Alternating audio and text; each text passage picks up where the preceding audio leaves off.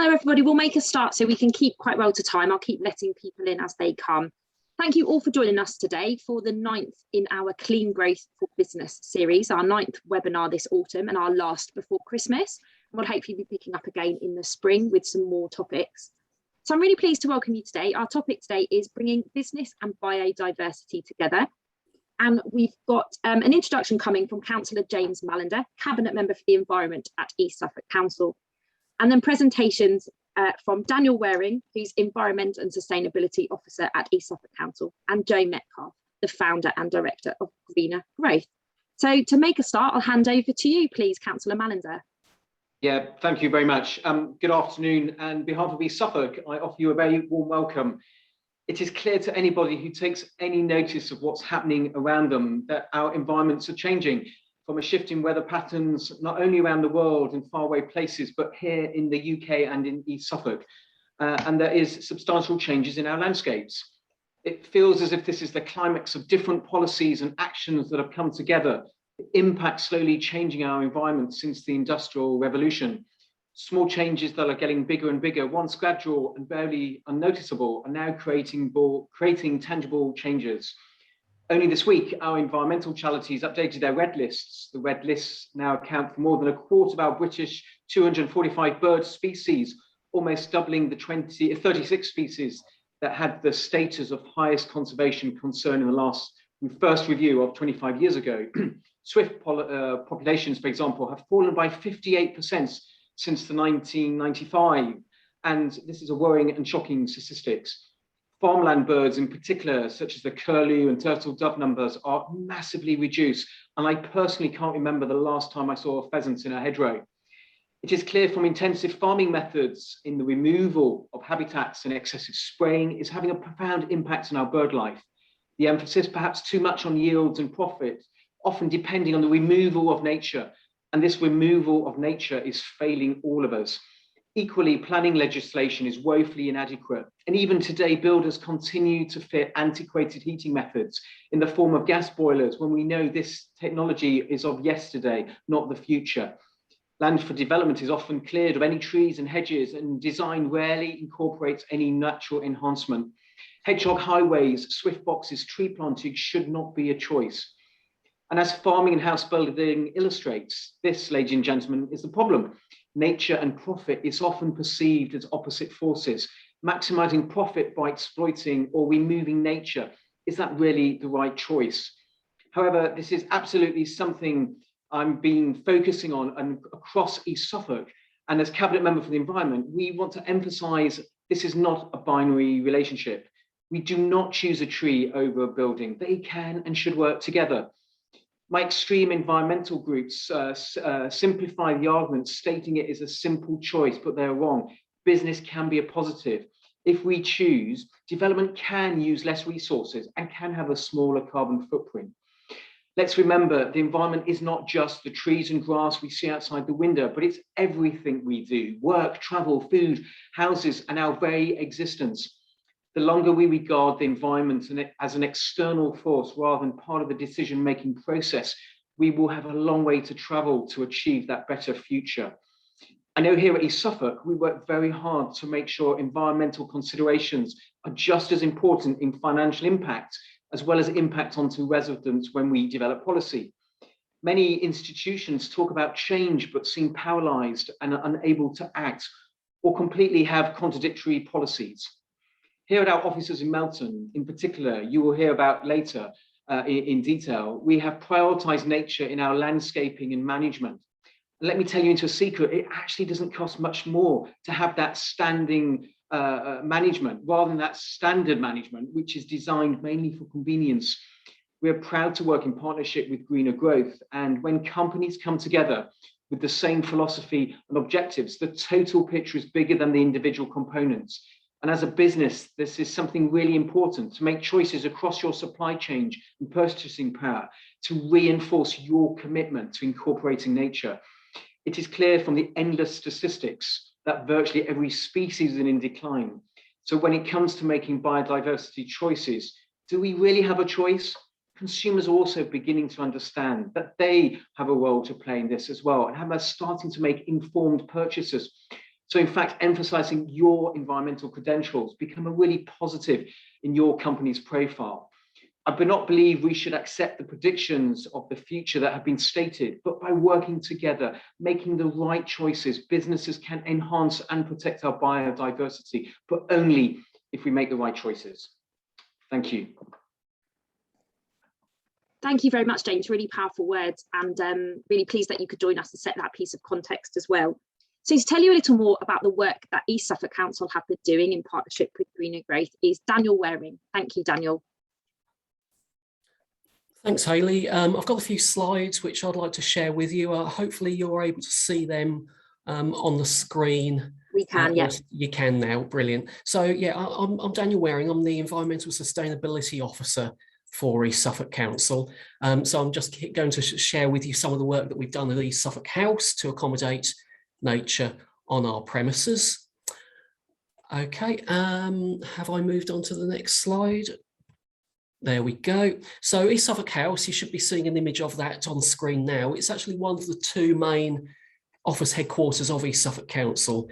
It's situated at Redouna Business Park in Melton, it's opposite the railway station, if you know Melton. And East Suffolk House consists of the main building itself, plus a smaller building adjacent, which is called the Annex, on the same site.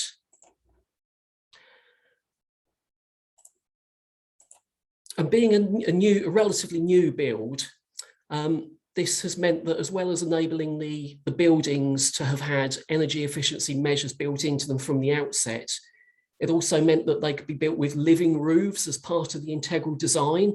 And the living roofs on our buildings, they're comprised of species of sedum. And as well as being an integral part of the insulation of the building, they also provide really valuable foraging and habitat for insects and birds. Oops, I've gone too far. So one of the particular species that has made special use of our living roofs are oyster catchers. And for a number of years, a couple of local oyster catchers have actually taken up the habit of nesting each spring on the roof of the Annex, where they're relatively safe from things like cats and foxes and other ground-based predators.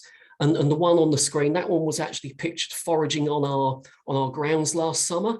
In the background, you can just see some of the wildflower border meadows that we planted in front of our main building, which I'll just mention again very soon.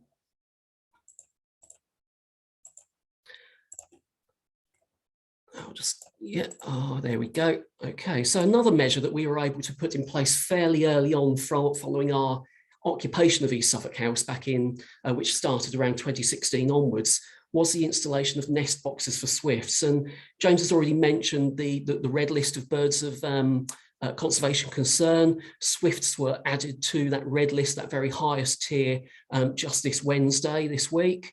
Yeah, they're in decline. They really are a bird in need of our help. The main threat to swifts actually comes from the loss of their nesting sites. Historically, they would have been nesters in things like trees and cliffs, but over time, those natural nesting opportunities have been in decline as our activities have altered the habitats and the landscapes, meaning that nowadays swifts are pretty much dependent for most of their nesting under the eaves, the roof spaces, crevices of old houses, historical industrial buildings and other old buildings. However, with time, these spaces too are being lost as these older buildings are being taken down or restored, and nest sites get lost or sealed up, often unknowingly, as opposed to deliberately. It's not always deliberate. So in response to this decline, in Suffolk, the Wildlife Trust for Suffolk Ornithologist Group, through the community project Save Our Suffolk Swifts, and the RSPB, they're all actively trying to reverse the decline. And they're all encouraging the retrofitting of boxes on existing buildings, but also the incorporation of swift nest bricks within new buildings. So when the council moved its accommodation from its old premises to East Suffolk House, members of an organisation called the Greenprint Forum, they successfully encouraged the council to provide nest boxes on the new building to help our swifts. Just by way of quick explanation, Greenprint Forum is a voluntary network of representatives of business, local communities, and individuals who all share a common interest in environmental matters. And they're facilitated by the council, and one of their key purposes is to share knowledge within that network and inspire environmental action on a whole range of fronts. The Green Print Forum is open to all, and I'll put some details about it in the chat later. So basically, spurred on by these community representatives from the Green Print Forum, and with the knowledge that swifts are present in Melton during the summer and they potentially benefit from more nest sites, the council engaged with a local volunteer swift expert from Save Our Suffolk Swifts. He came along to East Suffolk House in February 2017 to scope it out, and he identified opportunities for locating external swift nest boxes on the elevations of the main building, where they'd be well sheltered by the extended roof line that we've got. And then by spring of the same year, we had in place the 12 nest boxes for swifts, complete with a sound system, and that plays back a recording of the songs that swifts sing when they're prospecting around in groups for nests. And so that's played back during the breeding season from May to July in an attempt to try and attract swifts prospecting. And whilst we have regularly seen swifts sweeping over East Suffolk House from late spring to summer each year, and we think we've had sparrows nesting in one of the boxes for some time, as they are very opportunistic, it wasn't until summer 2021 that we finally received reports from our members of staff working at the offices that swifts had finally actually been seen entering and exiting 2 of our nest boxes. So it's worth bearing in mind that, as with any provision that's intended to help wildlife, it can take time for animals to locate and feel comfortable enough to start actually making use of new features. So don't be deterred if you do put measures in place and you don't see immediate results, as good things do tend to come to those who wait in these sorts of things. It's also worth noting that swifts as a species are fastidiously tidy parents. What they actually do is they tend to eat the waste of their young so as not to create a pile of waste on the floor underneath the nest that might otherwise attract predators.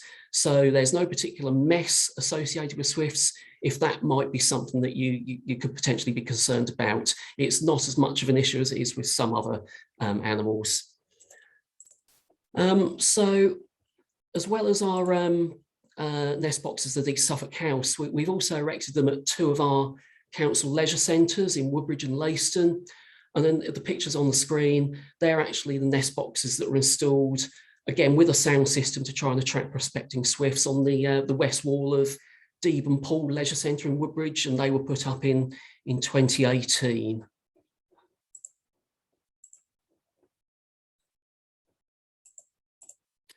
So going back to East Suffolk House, we recently reviewed the way in which the wider landscaping was managed, and we engaged Greener Growth to start to identify some opportunities to make better use of our outdoor space at our headquarters in ways that better cater for biodiversity. And one of the first actions that was put in place was to take advantage of the availability of lots of large trees that were already in existence on the site to mount a range of nest boxes of different sizes with different size holes cut in them to suit a variety of different species of birds. And they went up last winter. There are also a number of bat roosting boxes around Raduna Business Park as well. And there's an example of one of those in the image bottom right on the screen. And as well as birds and bats, at Raduna Park, there's accommodation provided for other animals as well, particularly pollinators and other insects. So there are various insect shelters positioned at various places around the car park. We've also got a couple of them prominently in front of the main visitors entrance to the main building of East Suffolk House.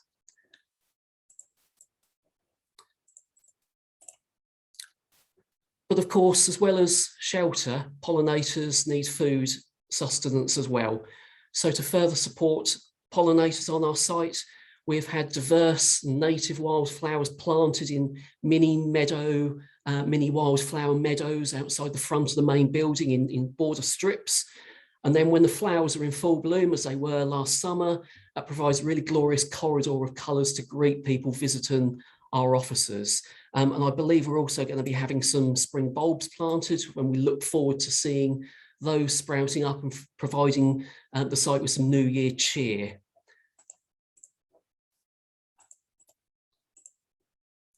And then this next slide, this shows one of our public car parks actually in Woodbridge, where we've also facilitated the planting of wildflowers. And this sort of initiative, this helps to complement the network of vital wildlife corridors that others in the local community and business have created in their own private gardens and premises. And this has been largely through the encouragement of a local community group called Transition Woodbridge.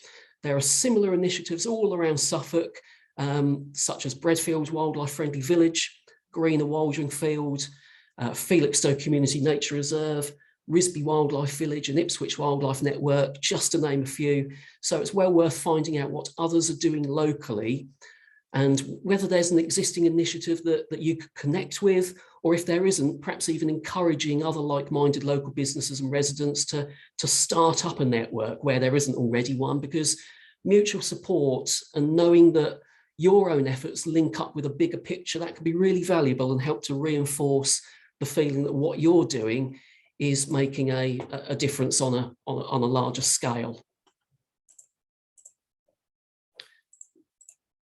And then back to East Suffolk House one last time. This is my final slide.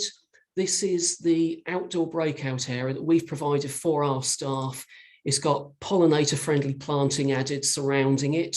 It provides a space outdoors for members of staff who work from our site to use for those informal conversations, coffee breaks, lunchtime picnics, out in the fresh air. And we feel as a business that it's important for staff wellbeing to have this sort of opportunity. So I hope you found that a useful run through of just some examples of the things that we're doing at East Suffolk Council to try and encourage biodiversity to coexist alongside our business, noting that East Suffolk only occupies a part of the business park that we're doing the park. It is part of a wider approach, making space for nature across the entire site, the landscaping of which is managed by Greener Growth on behalf of the Council and Redoing the Park. I'm going to hand back to Hayley now, because I think we've got a short video which explores some of this a little bit further. Thanks very much. That's fab. Thank you, Danny. Absolutely. And as people have commented in the chat, these wildflowers just look so lovely. I don't know why we don't see more of them. I mean, they're so much nicer than sort of mown grass. Absolutely stunning. And I will, yes, absolutely share the video for everyone to watch, and then we'll come back in a second.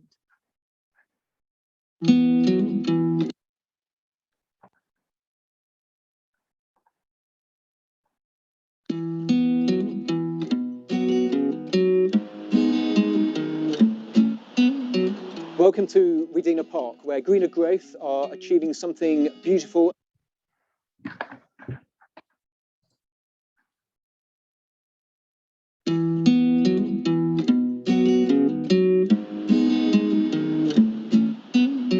Welcome to Redeemer Park, where Greener Growth are achieving something beautiful and amazing. This business part is known for its landscaping and its desire to become closer to nature. We're just finishing off these bug hotels. We'll be putting these out. They're going for a photo shoot later on today. These are one of our sort of better bug hotels. Usually we make them out of pallets, but these are made out of scrap wood and stuff that we had in the workshop. I'm Mark, I work for Greener Growth. What we try to do is work with nature rather than against it. So we plant a lot of natural wildflower seeds. The whole point of this garden is to attract bees, insects from all over the place. And what we put in, they just love. Living and working in an environmentally biodiversity rich environment makes us happier people. It speaks to the spirit and soul of an individual. You only have to look at the grounds at lunchtime and people are sat outside enjoying the flowers and seeing the butterflies and the wildlife. So it just makes a happy place to live and work. The basic idea here is we're going to be putting a raised bed further around this octagonal paved area we've already built. As with all things nature, it is always evolving. This year we've introduced a wildflower border up to our main entrance. here at Melton, and we are constantly replanting. The plants are self-seeding, the trees are maturing, we have a pond, we've got large mature trees, we've introduced bird nest boxes, we have swift boxes, so it's a real haven of nature. It grows and develops, and it's like working in a little mini Minsmere. The pond's in really good health at the moment. The amount of fauna we're attracting in there, you know, little shrimps and stuff like that, so that's really good. Needs a little bit of a fish out, but that weed is so good for it as well, and hopefully we're going to attract amphibians, so that'll be really lovely to see. With a bit of thought, you can put the environment at the heart of any development that you are looking at. This is becoming a beautiful place, a place of peace and a place of reflection.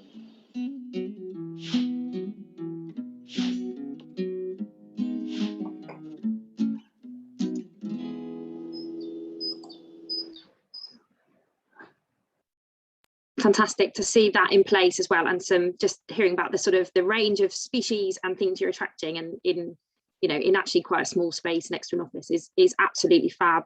So we're now going to hear from Jo Metcalf. Jo is the founder and director of Greener Growth, who are the community interest company looking after that project. So hi Jo, nice to meet you.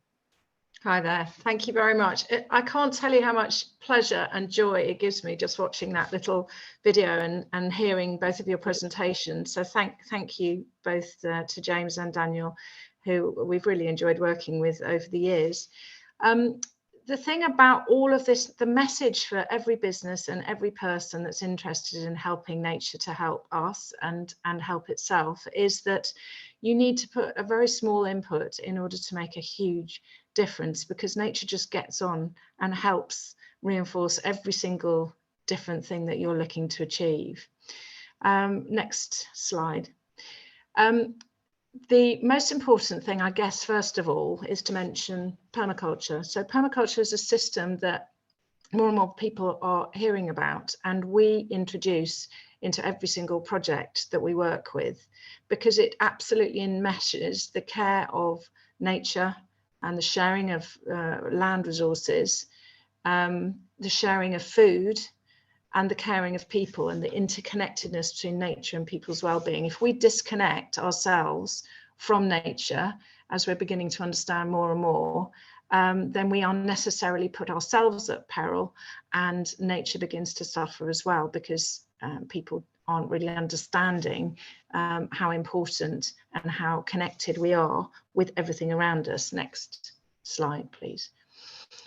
The most important thing to mention secondarily would be the development of the edges, which is a key permaculture principle.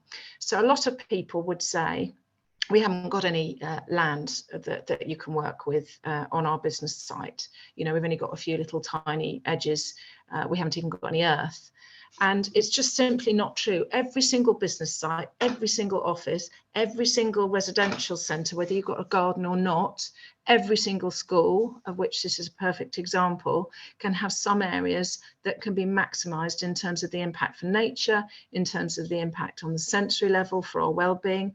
This was a little tiny foot in width area right on the edge of a special needs playground, right at the back of a very Victorian school, lots of tarmac, lots of concrete, right in the heart centre of Norwich, one of the very first schools we worked with, called George White Junior School. And in between the old Victorian rails that you can see and the mesh that you can see on the other side, there was a layer of leaves and a layer of rubbish, and it looked an absolute mess. It was sort of about 4 or 5 foot high, the mesh. And so what we did was, with the children's help, we took out the rubbish by their little hands poking through the mesh and by some litter pickers over the top.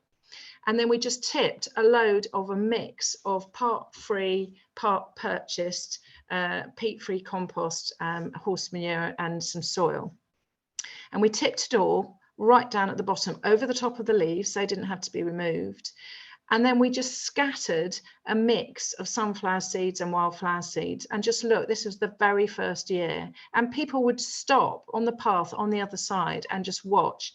And nasturtium seeds meant that we had flowers and leaves tumbling down through the mesh. and these sunflowers bobbing along in the summer sunshine. It was just a classic example that you don't need very much space at all to make a massive impact.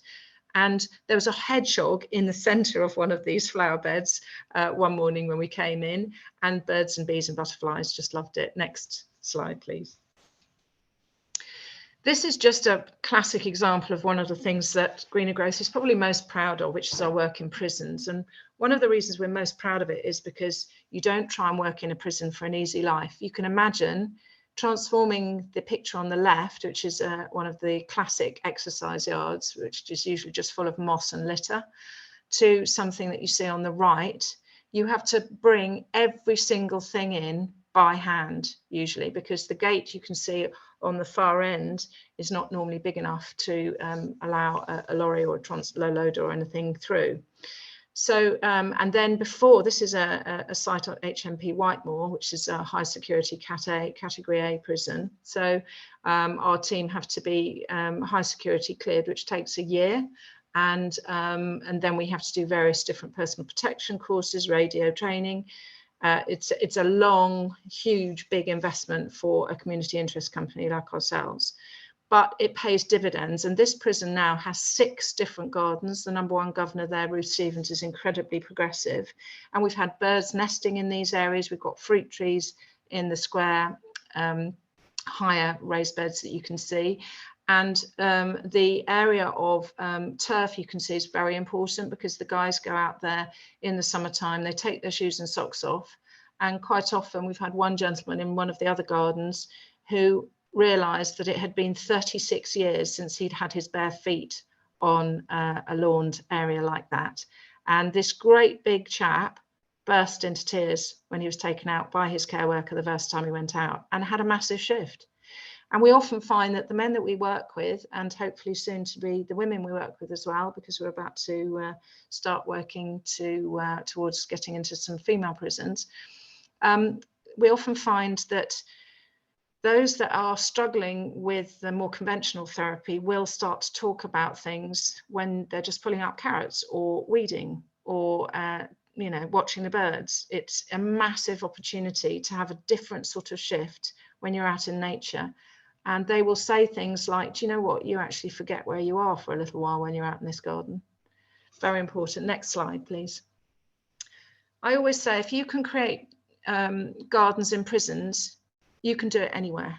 It has taken years to put this particular garden in place that you can see on the right hand side, but this is probably it is our biggest garden inside prison. It's very difficult, as you can imagine, to get photographs, but we're working to get some more photographs of this site, because the area you can see on the right hand side when we first came, this is fairly soon after this garden went in, that little sort of scrubby area that's just got a few conifers dotted around, last summer was a profusion of wildlife, because again we scattered wildflower seeds, or the men did, all the way around the edges, and it was extraordinary how many bees and butterflies and then birds came down. We leave the seed heads for the winter time. That's very important. We don't want to keep tidying things up. Leave the seed heads in the winter time, tidy it up towards the end of the winter, and then the new seeds can come through. So we will get some more updated slides to show you. Then just to talk about the picture on the left, you can see our classic thing at Greener Growth. We get asked to do a lot of these raised beds with bench seats in the middle, and a lot of our business sites, as well as the prisons and schools, because you can get people who are might be a bit infirm, or you know, can't bend easily, or just who want to sit together and chat whilst they're weeding or planting, can sit on the bench seats, and they don't have to sort of bend or crouch in order to work on those raised beds. And you'll notice that they're deep enough so they don't dry out in the summertime too quickly. And in the base, there's something called Hugelkultur, which is a classic permaculture resource, where you can put big logs and different bits of wood in the base of those raised beds. They soak up water, which they release very, very slowly as they rot. And then also you get all the mycelium and all of the different spores that we now know are so important starting to come out into the soil, and added an extra nutritional dimension for anything that you're planting in those raised beds. So I strongly recommend anyone who's interested to look up hugelkultur. It's just a fantastic system. Next slide, please. So this is HMP Wayland. This is probably the third prison we started working with about 6-7 years ago now. And this is just a classic example. This is another big expanse of lawn and mowed flat. But it now has a heritage orchard, and this was planted 3 years ago, and these trees are doing really well. And so it's not just the interior of prisons or the interior close gardens to business sites that one can consider. It's all the spaces and all the areas around the edge. These are heritage fruit trees, which we plant, and we've planted over 3,000 since we started. And they're very, very good investment, and they're wonderfully biodiverse. So you get all sorts of different fruit from heritage fruit trees that aren't just, again, and yet another Granny Smith. And so they're going back to the traditional older style fruit trees. They live for 100 years if they're happy. And really, you only have to make sure that they're watered in the first 2 years while they're just establishing. Most importantly is to make sure they don't have too much competition around the base, and so they're mulched regularly. But they'll give, let's say, a classic heritage apple tree from year 8 will give a ton of fruit per tree per year. So it's a lot to feed into your community, or to start producing cider or apple juice for your business. Next slide, please. I love this picture. So this is East Point Academy in Lowestoft. Very disadvantaged area, school with a lot of different challenges. As in common with most schools now, they put these high security perimeter fences around. When I first came to this school for the very first meeting, I couldn't find my way in. It wasn't clear. And it just reminded me of a lot of the time that I spend in prison, because all you could see was this fence line. Towards the end of our last year's delivery, which was a couple of years ago, most schools we continue to work with, but some schools change their head or change their focus, so it doesn't always continue.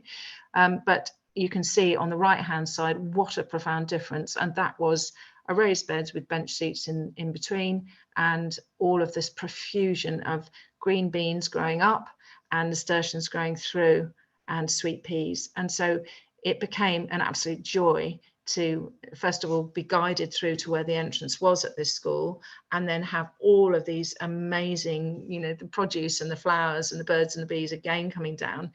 And I was particularly delighted because a lot of the caretakers or the people working in the kitchens or the cleaners, when we first started putting the raised beds in our first schools, they say, nice idea, love, that will get trashed. It's never happened, because it's the kids themselves that are growing the produce. It's the kids themselves that are taking the produce home to their parents, that are introducing food, nutrition and budgeting recipes that we've taught them, that are enjoying the fire pit in the courtyard gardens that we had here, and the amazing amount of frog spawn we had appear from seemingly nowhere in the wildlife ponds as soon as we put them in. Why would they trash it? It's theirs, it's not ours. Next slide, please. And this is just a little group of the first children we were working with, and the joy, where you can see it. Very often the children who are most disruptive in the classes classically would come out and work with us, and they were never disruptive with us. We got the measure of them, we all got to know each other, and they just absolutely blossomed alongside all of the planting. It was very, very interesting. You'd get these introductions, the teacher would say, oh yes, so-and-so is going to be this and so-and-so is going to be that. And we very rarely found that, because it was just a matter of finding what their sweet spot was, what they were most excited about. Was it, wildlife? Was it building insect hotels or bird boxes? Or did they want to take some food home? If they didn't like eating vegetables, how could we tempt them? So one of the classics at this school was what they called squeaky cheese kebabs. So we would light a fire in the fire pit in one of the courtyard gardens, which is nice and buried right into the ground, and you just have a little mesh over the top, so lovely and safe. And they would start threading on their cherry tomatoes that they'd grown and their courgettes that they'd grown, and the squeaky cheese that we chopped up for them. And they would try things that they didn't think they liked, and surprise, surprise, they liked them. Next slide, please. This is a little school in Barnum, and this is just showing you how a very blank, austere wall space in a school, a prison, or a business site can welcome in all sorts of nature, and especially if they're south-facing, the solitary bees absolutely love anything that you can put into these little spaces. And then they're opened at the top because we found birds started pulling down the chicken wire that we put in the first lot and nesting in the top. So we started to design them so that that was easily accessible to the birds to do that. Very simple, very easy, great use of a space that transforms it and makes it look so much more wonderful. So one of our inspirations when we come to business parks like Raduna is we want to be able to look up at every single wall space, every single corner of that site that we have taken over for our human needs, and make sure that there is something for nature everywhere you look. And that's, you know, our biggest sort of determination right across East Suffolk. How many places can we make that happen? Next slide, please. This is just another example. This is a community site in at Southgate Community Centre in a sort of fairly deprived area of Bury St Edmunds, a housing estate. And the wonderful thing about this centre is it's right next door to Hardwick Primary School. And so we had this little area where there was a community church in the centre itself. And then you can see this little sort of scrappy area on the left that was mud most of the year, that the children going into the school used to cut the edges off, quite understandably. So we've now put next to that beach hedge, there's a raised bed, and down the side of that little brick wall, there's another raised bed. And there's another raised bed or two where the edge of that path is. So it's sectioned off the area that used to just be a mud bath in the wintertime, with some profuse planting that the children got very excited and involved with. And you can see that beech hedge on the left is the hedge on the top right. So there's now an absolutely delightful space. And that muddy little area has all been sown with wildflower seeds as well. So it's just been an absolute pleasure and a joy watching how that whole community has become involved. Next slide, please. We did a Christmas wreath making course last week, and we had 40 people attend. So we had to put on an extra class because it was so popular, and people bought in bits and pieces from the, the surrounding area, and it was just an absolute joy. There was special needs adults, there was children, there was parents, there was grandparents, there was 3 generations in several families. It was an absolute pleasure. And that was all sustainable, just from willow that's harvested from some of our sites. This is an absolute joy of a picture. This is a school called Little Plumstead School in Norfolk.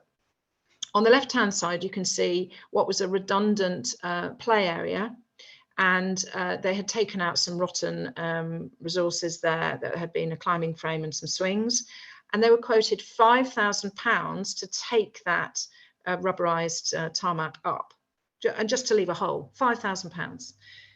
So what we said is, right, we'll put a garden, a food producing garden in place for you for less than £5,000, and don't take it up, because what we'll do is we'll place the beds over the holes to make it safe, and then the resource can just stay there. It doesn't have to be taken up. And then we put willow, live willow, woven all the way around the edges to create a natural and green architecture fence. And they are still using it, and it is still an absolute delight for the children. Next slide, please. That's a classic example of how you can use your budgets more effectively. I love this picture. I love all these pictures, I have to say. So this is a little troop of children at Cecil Gowing School helping us plant some heritage fruit trees, and they loved it. They didn't think they wanted to get dirty. They didn't think they liked gardening. They'd never planted anything before. And you can see the pleasure. They're triplets. You can see the pleasure on their faces. I'm glad you're enjoying them, Gemma. Yeah, it's really not difficult to talk about this stuff, and it's so easy. Every single site, every single housing estate, every single community centre, every single business site could be doing this. I must talk, next slide please, about the maintenance contracts that we've found to be a really excellent way of doing this. This is another community site woodland site, and you can see the pleasure on these. They've all been involved in making these bird boxes and bat boxes. The thing about the maintenance contracts is all of our businesses have to have maintenance in the grounds, the parking spaces, the areas around the gardens, even, you know, just little edges of green spaces. We all have to have them maintained. If you maintain them with our contracts, then we tick all corporate social responsibility boxes. Next slide, please. Because basically what we can do, that's the little courtyard garden at East Point Academy that I was talking about. Next slide, please. What we can do is essentially put, and this is the slide I'm looking for, we can put systems in place which tick all your, what used to be called CSR and now is ESG, or the other way around. we can now put all of these systems in place where you tick your environmental requirements by maintaining, looking after and extending the biodiversity on these little green spaces and on the buildings themselves. You can involve in our maintenance contracts the people living and working on that site and the wider community by some of the systems that we can put in place. That might be to deliver well-being, it might be to deliver team building exercises, it might be involving local volunteer groups, which we now manage. So as far as your governance is concerned, and as far as what all businesses are now tasked to achieve, this is a win-win-win-win. And what we do is we offer bronze, silver and gold packages. So if you've got a client who literally just has a tiny little budget to spend and they want to spend it with us instead of the normal contractors who, to be quite frank, 9 times out of 10 don't do what they say they'll do on the tin anyway. You know, they come in and they mow even when the grass doesn't need to be mowed, and kill it on occasions because they're mowing it in the very hot, dry weather, or they'll cut things back at the wrong time of year because they're not plants people. What we do is we all are plants people. We work with nature, so we won't just automatically come in and do things that don't need to be done. And then if it's the silver or gold packages, we wind in well-being activities, and you know, we have planting days where everyone can take some plants home, or seeds home, or bulbs home, or we might have days where we all make bird boxes together and then everyone can take a bird box back with them as well as erect some on the site. Or it might be that we do well-being services using some of the food and particularly the herbs that are grown on the site, even around the edges, and talk about the impact of drinking certain sorts of herb teas or having certain fresh herbs sprinkled on the food. If we can help people in prisons eat more healthily, we can sure as heck do it in the businesses on in the wider communities. Next slide, please. This is just wonderful. So when we first came to Reduna, first of all, at the invitation of Katie of Reduna Holdings, and then again to have more conversations with East Suffolk, there had been a lot of money spent on the landscaping, but because it wasn't planted correctly for the soil type and for the conditions, the plants weren't planted deeply enough, and a lot of the beds didn't actually have any soil in them. There was loads of bricks, there was loads of sand that had just been used as dumping once the site had been cleared from the buildings constructions in the beginning. We began to work with both organisations to, you know, on occasions dig out the rubble and put proper soil in. And in other areas, just make sure that the planting was more reflective of the habitat that was already there. It gets very hot in the summer. It gets very hot. So let's actually work with that reality and plant species that are going to be okay with that, you know, instead of just watching everything die. So it's been absolutely fabulous starting to move certain plants around, starting to plant different bulbs and different seeds. And, you know, planting with nature in mind isn't difficult if you know what you're doing, and soon everyone starts to do it. And the staff have come out quite regularly when our team are there and chatted to them about, well, what could I plant at home and what's that there, because there was just butterflies on it and that sort of thing. So there's a much more greater communication between our teams and the people that we work with on every site that we work on. Next slide, please. This is just a great example of a staff breakout area. So you've got what we call a raised wildlife pond, which is a table with a pond in the center. They're very, very popular. And we build little stacks of logs either end in the case of these wildlife ponds now. And I think we need to check that we've done that with your one here at Raduna, so that amphibian can get amphibious creatures like frogs and toads and newts can get in and out of that water area, because we've taken so many wildlife areas out in Suffolk. In the 1950s particularly, the government was paying landowners to take ponds and lakes out because there's a big push on food production. So we've lost about 70% of our water, sort of little water areas. So even a table like this with the pond in the center, we've had dragonflies, we've had mayflies, we've had all sorts of creatures. And the bees in the summertime, if you don't have water on a site, you can have all the wonderful planting you want, but they need to drink. So it's really important to be joined up in your thinking in terms of what resources you're putting in, both for the people on that site and their well-being, but also the natural environment and the nature that you're welcoming back into the area. Next slide, please.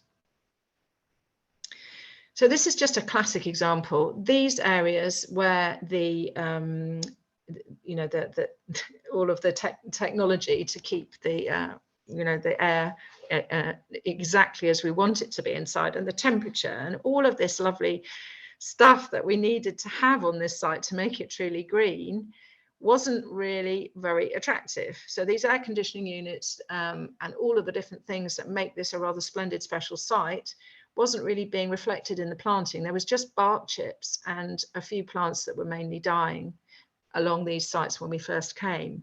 And now look at them. I mean, this was wildflower turf that we put in, and you can buy this wildflower turf for shaded areas, and you can buy it for very hot areas that get a lot of sun. And the response, because this was instant colour and instant fodder provided for the wild pollinators, and we would just be putting it in and then watering it in the first year. And people would be just standing there puffing away on the cigarette or walking their dog past or coming out to speak privately on their mobiles. And they were just delighted, absolutely delighted at the site that met in these tiny little strips. And then biodiversity you can create on lots of tiny little strips is the green corridors you're creating to interconnect the wider spaces that are so important. Next slide, please. There's a lot of species surviving on sites like this and in our back gardens that are simply not in the wider countryside any longer because of how we're managing our land and our food production, as James was saying. So this isn't a practice run now. We have to do this. Every single one of us can make a massive impact, even if we just get a metre squared in our gardens and don't tidy it and let the wildflower seeds set each year and add some spring bulbs. First wild pollinators that hatch out, the first big fluffy bumblebees that we love to see, they hatch out in February. And if we don't have spring bulbs in place with lots of flowers to replace the wildflowers that are now lost, we are going to lose another massive range of species, not in years to come, tomorrow. It's happening now. It's happening every year now. So this is a call to arms. Look at the difference. Look at the far left-hand side of this picture. Flat mown grass. Yeah, nice and tidy. But actually, does it look that good? And then look at this. This is for first year. So this isn't even at its height, because this wildflower mix will be at its height in year 3 when it's self-set 2 years, you know, in 2 years' time, because the seeds, they're perennial seeds that we plant. So they come back year after year after year. So this is year 1 and look at it. In year 3, it'll be an absolute profusion compared to that. This is good news. It needs to get out there. All of us can make a difference. Next slide, please. This is just another example of something that we're starting to get asked to consider in these breakout spaces in little areas in business parks and in schools. You know, we know that we need more vitamin D. We know we need to get people off the screens and their lunch times. And we know that outside space is more and more and more important to our immune systems. And we need to encourage more people to get outside more often. We're getting very housebound as a population. So this is a solar dome, and this is something we're going to look at putting more of in the year or two ahead, so that people can have warmer spaces outside that are still absolutely, you know, incredibly full of light and brightness. Because even in the middle of the winter, if you go outside and have a meeting or have a chat or have your lunch in a space like this, your body is still going to generate vitamin D, and it's very deficient in a lot of our population now. And that pulls people's mood and their mental health down very quickly, vitamin D deficiency. It's not just involved in renewal and repair mechanisms in the system. It's massively impactful on your mood and your mental health. Next slide, please. This is great. So this is a before. Now, this is really important if you're talking about a new office space. So Nishant asked us to help him re-green this site. This is opposite Duxford Imperial War Museum. And lots of tarmac, you know, lots of brick. It actually looks quite different to this now, even in terms of the doors and the windows have all been replaced and improved. Let's have the next slide and you'll see this is Heathfield House. So what we looked at doing was putting green architecture in place, putting raised beds and bench seats in, and saving the little areas of lawn that he was going to scrap before I got him to stand there. So very first meeting I had, we stood next to this tiny little area of lawn that he was going to take out, along with 2 or 3 other small areas. And I just said, just for 2 minutes, we're not going to talk, we're just going to look. And we stood next to this tiny little area of grass, and we identified at the end of our 2 minutes, we saw 3 different sorts of butterflies, we saw 2 different sorts of grasshoppers, we saw 7 different sorts of wildflowers, and he changed his mind and he left it. Next slide, please. So again, this is just year 1. You can see how it's already becoming a greener space. There are now plants climbing up the trellises on the actual walls, which is very important in terms of you know, biodiversity enhancement, and it can also make a difference to insulation and to heat. The right-hand area, there is a disabled access route up there with beautiful planting all along the handrails, and we're doing more and more. The new company who's now leasing this building is called Alchemy, and they're asking us to do more and more work to regreen their site. You can see again in the top right-hand picture, more security perimeter fencing, and look at what it looks like now. Instead of just that awful, austere, green metal waste of space, it's got a profusion of colour and green and loveliness pouring through it, growing up it. It's just a delight.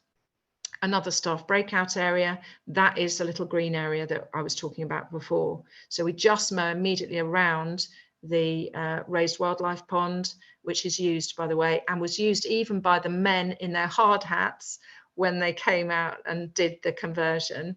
And you can see some of the wildflowers around the edge there. Next slide, please. So this is one of our most recent projects. You'll note they're getting bigger and bigger and bigger all the time. We're getting, we have now professional garden designers involved, as well as the team of, I would say, more conservation and plant experts. And this is a design for Wedgwood House, which is a secure unit for mental health patients at West Suffolk Hospital. And you can see the design. It's a very long, slender garden down the side of a set of buildings, and they weren't really sure what they could do with it, but it's going to be completely transformed. There's some very mature trees along the right-hand side of it, and lots of planting, lots of sort of little breakout areas, which would be wonderful for individuals with their co-workers and also small groups. It's going to be a very diverse offer and a very beautiful garden. Now, a typical landscape firm who come in, do landscaping in a more commercial sense would charge about 180 to 250,000, depending on what you were putting into that space. Our budget, 90. And this is the other thing that you get when you deal with a community interest company like us. Well, in fact, there isn't anyone like us, to be fair, but with people who run charities and CICs, we aren't looking to make a massive profit. We're looking to put a service in, and we're looking to reinforce nature in any way that we can. That's our passion, that's our remit, that's what we do. So any profit that we do make goes straight back in.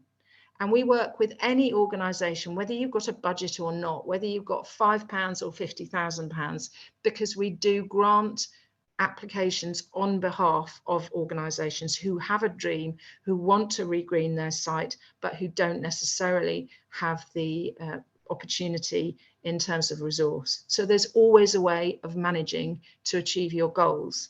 And sometimes you just need a hand from people who do it very well. Next slide, please. So we've been doing this for 9 years. Towards the end of next year will be our 10th year. So we're looking for some anniversary projects and collaborations to celebrate that amazing milestone. This is just another very, very good example. And again, this was year 1. It looks completely different to this even now. There was a little land, a sort of turning circle island at Riverwalk School.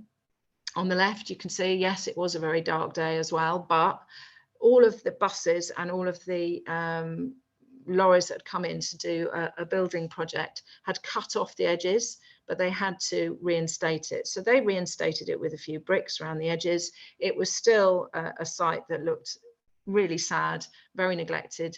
The earth was tumbling out. The roots of the trees were all poking out, and it looked very, very sad. And every single year it got eroded with people going right up on the banks. So what we said is, look, why don't we make a feature of this? We'll put bird boxes in the trees. We'll replant with wildflower seeds and a bank of lavender, which went on just on the inside of these bollards. It wasn't an expensive project, but it made a feature of a site that looked and was very, very sad and very, very forgotten. And it hums with wildlife. It's now absolutely rammed with lavender, and all sorts of colour comes up each year. So that's just a small example of a big impact project. If you've only got a small range of green spaces, one of them is a turning circle, then let's make the most of it. And that's an example of how you can do that. Next slide, please. How am I doing for time? I've completely lost track. We'll take some questions in a second, if that's all right, Jo. I'll move on to the next slide. I'll just look in the chat for questions, because I'm rare. Some people have. So absolutely incredible. Someone mentioned sort of joyous photos. I feel like we needed smelly vision on this to be able to smell. Absolutely, absolutely. Flowers. And I feel like I've made you all sit in front of computers, and we should have, to be fair, all been out in these lovely flowers. But hopefully it's you know, inspired you all. So there's some, thank you, Daniel, for sharing some really great links there in the chat as well. And people commenting on the idea of working with nature, not against it, and using those. I love your advice of, you know, always use your edges. I think absolutely lovely. Marie, who asked what geography you covered, Jo? We go anywhere, actually, because we're growing very fast at the moment, and our sister organisation, Seeding Hope, has been funded properly from the start, which Greener Growth wasn't. We clawed our way up in the very beginning, with me skinned as a very skinned thing. So we're hitting the ground running, and there isn't anywhere we wouldn't work because we're growing so fast. But our central area is East Anglia and Kent, I would say, Bedfordshire and Cambridgeshire now, you know, as we grow out.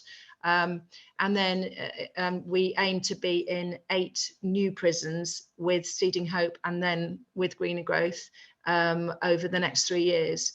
And the prison work means that we'll have new hubs with new teams in those areas. So yeah, basically wherever you are, we might be able to help. But if you're in East Anglia, we'll definitely be able to help.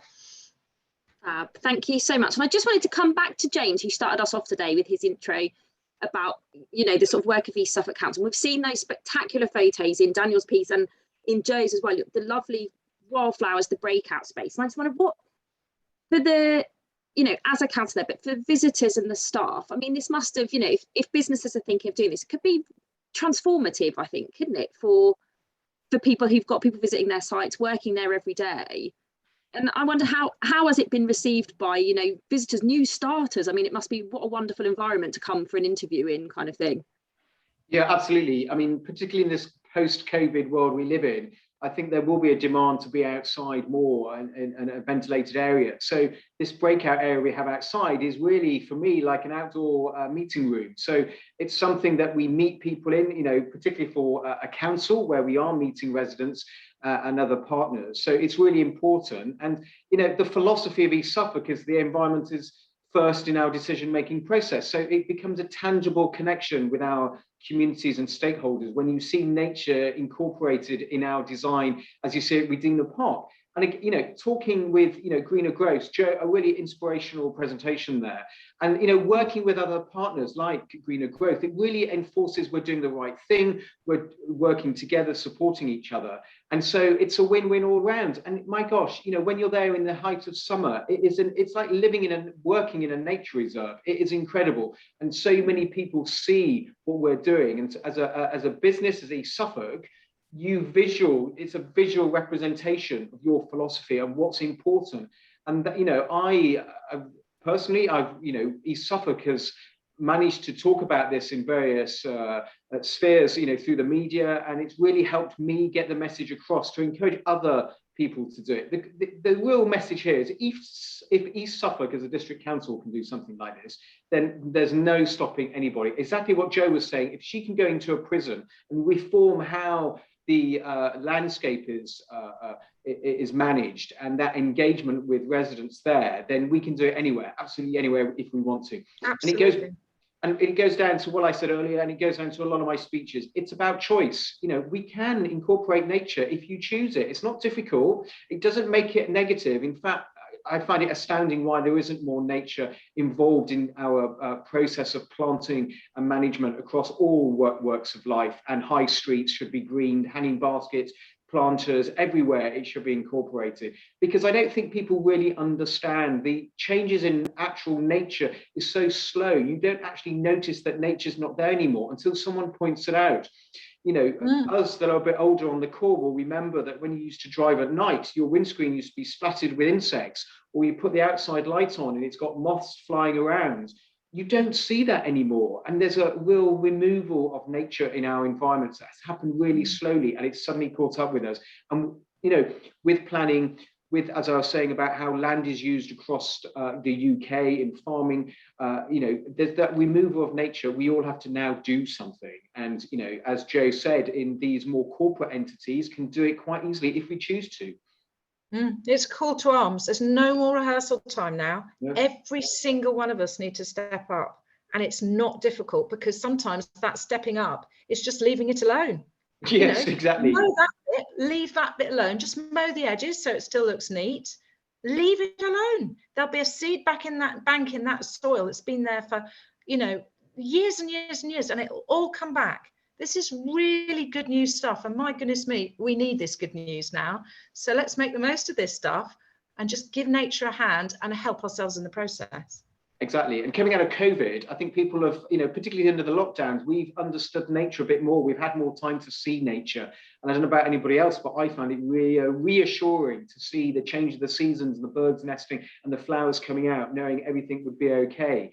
And just on another note, you know, working with Greener Growth and what they've done and inspired me in how they manage their land, we then looked at how we manage our land at East Suffolk. So we introduced that Pardon the Weeds, We're Feeding the Bees campaign. When, as Joe said, just cutting the grass less. We cut the grass now once a year. And any of those areas across East Suffolk, it's a hive of insects and wildlife and butterflies, and then that attracts the birds, and it's a win-win all around. And people's spirits are lifted when you go to these areas.